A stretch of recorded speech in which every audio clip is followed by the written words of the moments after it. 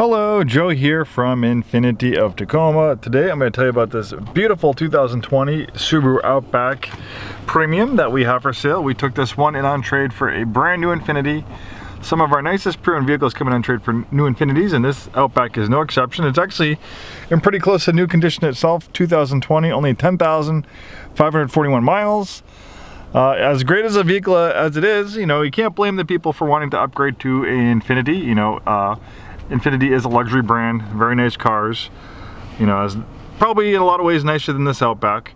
But if you don't want a full-on luxury vehicle, the Outback's an excellent choice. I'd be more than happy to have this vehicle in my family. I've always been a fan of Outbacks and Subarus for a lot of reasons. And 2020 is a great year for the Outback because it got a complete redesign. The outside has been revised. It doesn't look too much different than the older version of the Outback, but the interior is a different story. Look at this big vertical screen you have here. It looks awesome. A lot of car companies are doing this. We can see this in the new Dodge Ram. They're doing it in the Ford Explorer. And a lot of these people are copying Tesla. The Model S was one of the first vehicles to have a vertical screen like this. But Tesla, they're changing things up. They're going to horizontal screens. So it'll be interesting to see if the other car companies are going to copy them and go to vertical screens. But I do like this horizontal screen, and I do like the horizontal screens in the Teslas. We have a 2014 Model S in stock, and I love that screen. It's an awesome idea, and I can understand why a lot of car companies are copying them, and that's just the way it is. It's like you know, the iPhone. It's pretty much the gold standard of smartphones, and everyone else kind of copied the iPhone's design.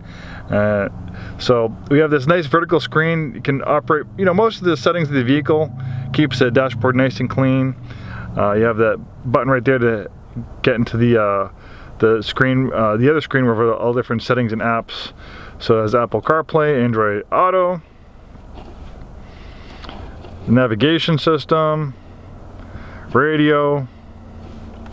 Nice backup camera. That's X mode. X mode is calibrates the vehicle for more serious off-roading situations, like if you're in deep snow or mud.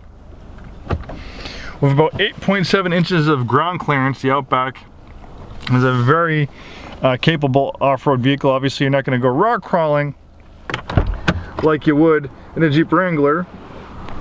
It definitely is a capable vehicle off-road. It's going to be more than happy on beat up dirt and gravel roads with that X mode all-wheel drive system. Some stickier off-road situations where you have like deeper snow and mud.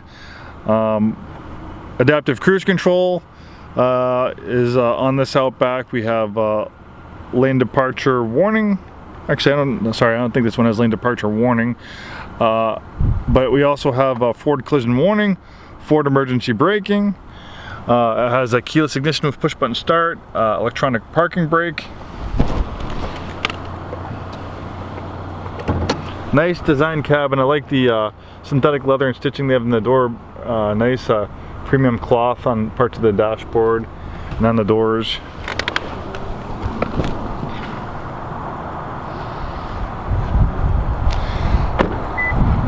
Looks great in white. White is such an easy color to take care of. I like white cars myself. And then we have the matte colored body panels. So if it does encounter like brush and sticks and stuff like that, it won't get scratched up in light off-roading situations. Even though it looks a lot like a wagon, the Outback is now classified as a mid-size crossover SUV.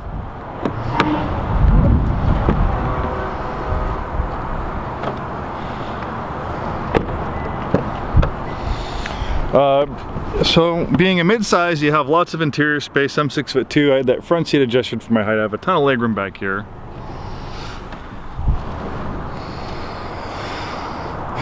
This one has a gesture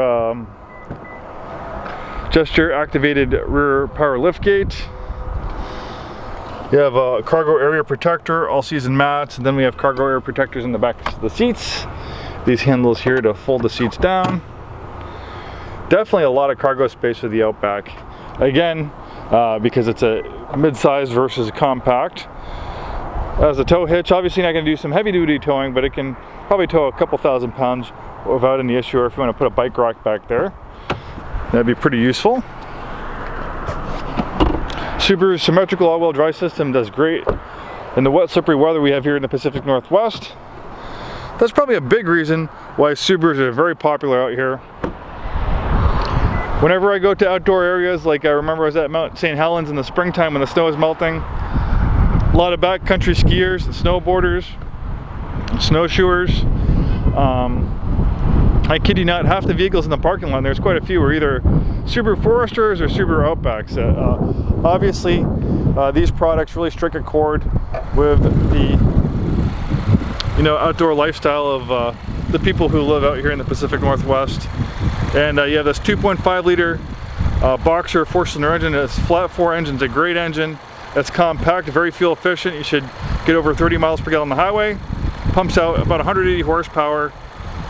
You're not going to win any races, but plenty of power for a vehicle like this. Obviously, it's not a performance automobile. And that's matched to a very efficient CVT transmission. CVT transmissions kind of are hit or miss, but Subaru, I think, has them done pretty well. The car magazines, the automotive press like them a lot, and they've proven to be very reliable vehicles. I remember actually I had an older version of an Outback we sold not too long ago. Pretty much same engine and transmission. Obviously, other things have changed, but the mechanical parts were pretty similar. And that one we took in trade and it was in great shape, and that had over 200,000 miles, still running great. So these are very well-built vehicles, great reliability, track record on these things. So if you're looking for a nice Subaru Outback, this very lightly used 2020 is definitely one to check out. Thanks for watching this video. Hope to see you soon, and have a wonderful day.